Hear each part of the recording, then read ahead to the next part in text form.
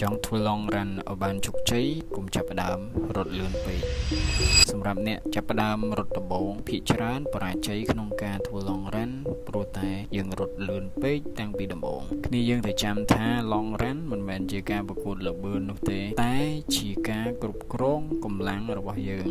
ថ្ងៃនេះខ្ញុំចង់ចែករំលែកអំពីការធ្វើ long run ឲ្យបានជោគជ័យសម្រាប់អ្នកដែលទើបតែចាប់ផ្ដើមរត់ថ្មី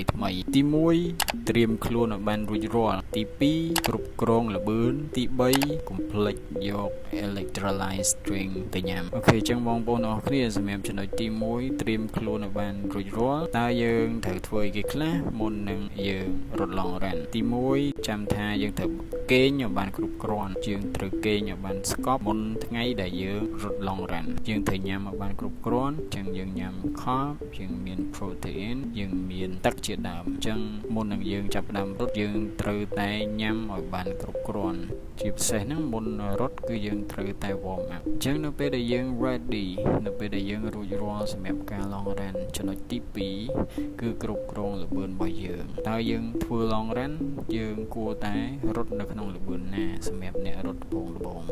អញ្ចឹងបងប្អូនគួរតែរត់នៅក្នុង easy pace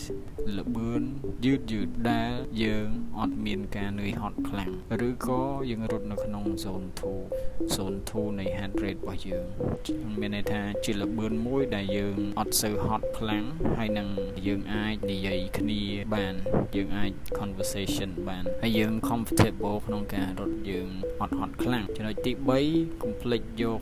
electrolyte drink ទៅញ៉ាំអញ្ចឹងដោយសារតែ long run គឺយើងរត់ក្នុងចម្ងាយឆ្ងាយអញ្ចឹងបងប្អូនត្រូវចាំថានៅពេលដែលយើងរត់ចម្ងាយឆ្ងាយរយៈពេលក៏ឆ្ងាយដូចគ្នាអញ្ចឹងបើសិនជាបងប្អូនរត់បានពាក់កណ្ដាលផ្លូវរាងកាយរបស់យើងអស់ជាតិទឹកយើងនឹងស្រែកទឹកហើយអស់កម្លាំងអញ្ចឹងបើសិនយើងអស់កម្លាំងវាក្លាយជាមូលហេតុមួយដែលធ្វើឲ្យយើងបរាជ័យក្នុងការរត់ long run នេះអញ្ចឹងបើសិនជាបងប្អូនបានយកទឹកទៅឬក៏ជាពិសេស electrolyte drink ហ្នឹងគឺវាជួយបានច្រើននៅប្រទេសខ្មែរយើងដោយសារយើងអាកាសធាតុវារៀងក្តៅអញ្ចឹងយើងអាចញ៉ាំ electrolyte drink ហ្នឹងទៅបំពេញជាតិទឹកយើងបានលឿនយើងបាត់ស្រែកទឹកអញ្ចឹងយើងអាចនឹងបន្តក្នុងការរត់រហូតដល់យើងបញ្ចប់ក្នុងចម្ងាយរបស់យើងអញ្ចឹងបងប្អូនត្រូវចាំថាយើងរត់ long run គុំផ្ដោតលើចម្ងាយខ្លាំងពេកយើងព្យាយាមផ្ដោតលើរយៈពេលអញ្ចឹងនៅពេលណាដែលយើងផ្ដោតលើរយៈពេលនឹងធ្វើឲ្យយើងរត់ក្នុងល្បឿនមួយដែលយឺតដែលយើងមិននឿយហត់ខ្លាំងបើសិនជាបងប្អូនផ្ដោតលើចម្ងាយគឺយើងតែងតែមានអារម្មណ៍ថាចង់រត់ឲ្យលឿនទៅដល់គោលដៅឲ្យបានលឿនឧទាហរណ៍ថា10គីឡូគឺយើងចង់ទៅដល់គោលដៅក្នុងរយៈពេល1ម៉ោងឬក៏ក្រោម1ម៉ោងអីចឹងទៅប៉ុន្តែបើសិនយើងផ្ដោតលើរយៈពេលយើងព្យាយាមរត់ឲ្យបានយូរតាមដែលយើងអាចធ្វើទៅបានអញ្ចឹង